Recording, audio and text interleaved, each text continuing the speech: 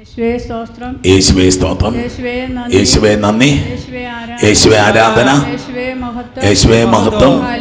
Hallelujah, hallelujah, hallelujah. എൻ്റെ പേര് ജിജി. ഞാൻ വരുന്നത് പിറവം. എനിക്ക് തമ്പുരാൻ തന്ന സൗഖ്യത്തിന് സാക്ഷ്യം പറയാനാണ് ഞാനിവിടെ നിൽക്കുന്നത്. ഞാനൊരു ക്യാൻസർ പേഷ്യൻ്റ് ആയിരുന്നു.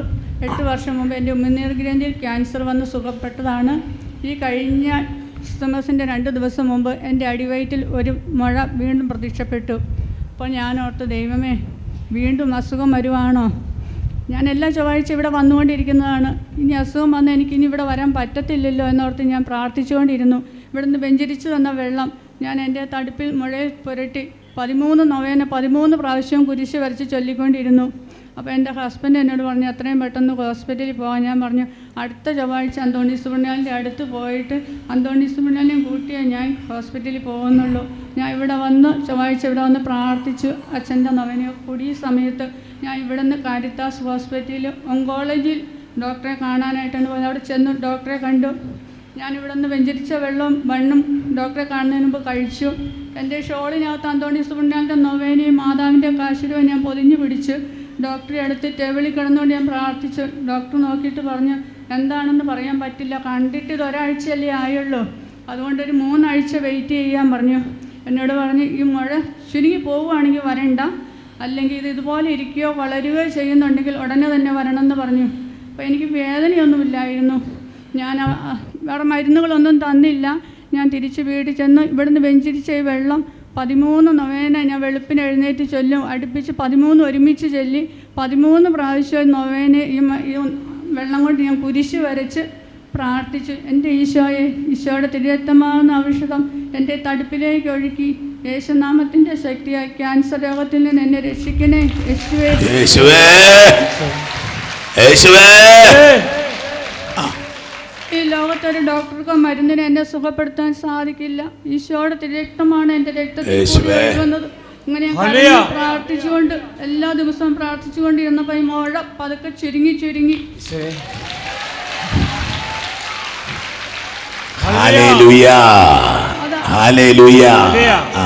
അവസാനം ചെറിയൊരു മൊത്തിൻ്റെ മുഴുപ്പിലായി നിൽക്കുക. അപ്പം ഞാൻ പ്രാർത്ഥിച്ചുകൊണ്ട് വീണ്ടും ഞാൻ മുടക്കിയില്ല, ശക്തമായിട്ട് തന്നെ പ്രാർത്ഥിച്ചു. ഈശോയെ, അന്തോണീസ് പുണ്യാളെ, നീ എന്നെ ഉപേക്ഷിക്കരുത്, നിൻ്റെ അൽത്താരയിൽ വന്ന് ഞാൻ സാക്ഷ്യം പറഞ്ഞുകൊള്ളാം. എൻ്റെ ശരീരത്തിൽ ഇനിയൊരു ഓപ്പറേഷത്തിൻ്റെ കത്തി വയ്ക്കാൻ നീ അനുവദിക്കരുത്. ഞാൻ ഒരു വേദന സഹിച്ചത് ഇനി എനിക്ക് വീണ്ടും സഹിക്കാൻ പറ്റത്തില്ല. അങ്ങനെ പ്രാർത്ഥിച്ചതിൻ്റെ ഫലമായി അന്ന് മുഴ മൊത്തം പൂർണ്ണമായി.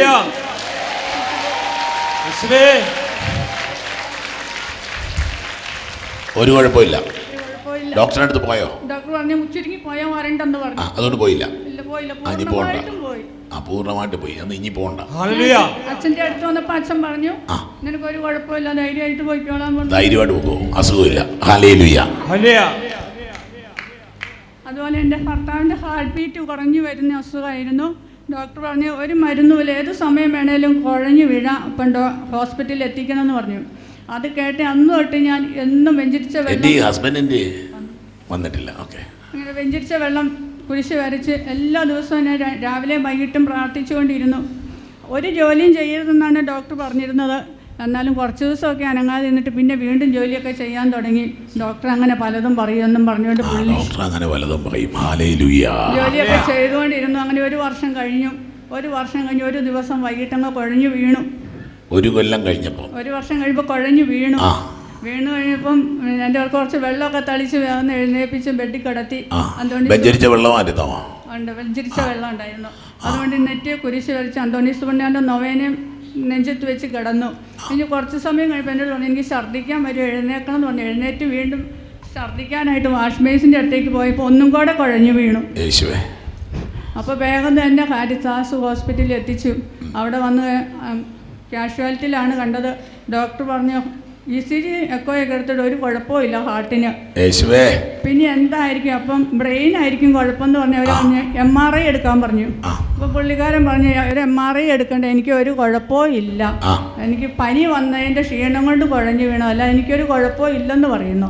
അപ്പം ഹാർട്ട് ബീറ്റ് അപ്പോൾ 95-ലെത്തി. പനി ആയതുകൊണ്ട് ഹാർട്ട് ബീറ്റ് കൂടിയതാണെന്നാണ് ഡോക്ടർ പറയുന്നത്. പുള്ളി എന്ത് ചെയ്താലും MRI എടുക്കാൻ സമ്മതിക്കില്ല. അപ്പം വേഗം തന്നെ ICUയിലേക്ക് മാറ്റി. ഒരു ദിവസം അവിടെ കിടന്നു. പിറ്റേ ദിവസം ഡോക്ടർ എന്നെ വിളിച്ചിട്ട് പറഞ്ഞു, അപ്പോൾ അന്നത് ചൊവ്വാഴ്ചയായിരുന്നു, എനിക്കിവിടെ വരാൻ പറ്റില്ല. ഞാൻ എല്ലാ ചൊവ്വാഴ്ച ഇവിടെ വന്നുകൊണ്ടിരിക്കുന്നതാണ്. ആ ചൊവ്വാഴ്ച എനിക്ക് വരാൻ പറ്റിയില്ല. ഡോക്ടർ പറഞ്ഞു പുള്ളി എന്തായാലും MRI എടുക്കാൻ സമ്മതിക്കുന്നില്ല, അതുകൊണ്ട് ഡിസ്ചാർജ് ചെയ്യുവാണ്, അടുത്ത ചൊവ്വാഴ്ച വരാൻ പറഞ്ഞു. അങ്ങനെ അടുത്ത ചൊവ്വാഴ്ച ഞങ്ങൾ രണ്ടുപേരും കൂടെ ഇവിടെ വന്ന് പ്രാർത്ഥിച്ച്, ഞാൻ അന്തോണി സുബ്രഹ്മണ്യനെയും കൂട്ടുപിടിച്ചാണ് ഇവിടെ നിന്ന് കാരിത്താസിലേക്ക് പോകുന്നത്. അവിടെ ചെന്ന് ഡോക്ടറെ കണ്ടപ്പം ഹാർട്ട് ബീറ്റ് നോർമലായിട്ട് നിൽക്കുകയാണ്, വേറെ ഒരു കുഴപ്പവും ഇല്ല. ഇപ്പോൾ ഹാർട്ട് ബീറ്റ് 75-നും 80-നൊക്കെ ഇടയിലായിട്ടാണ്. ഡോക്ടർ പറഞ്ഞു ഒരു കുഴപ്പവും ഇല്ല, ഇനി എന്തെങ്കിലും കുഴഞ്ഞ് വീഴുവാണെങ്കിൽ വന്നാൽ മതിയെന്ന് പറഞ്ഞു. അതിപ്പോൾ ആര് കുഴഞ്ഞു വീണാലും പോകണമല്ലോ നമുക്ക്, അല്ലേ? ഭർത്താവ് മാത്രമല്ല, ആര് കുഴഞ്ഞു വീണാലും ഹോസ്പിറ്റലിൽ പോകണത്.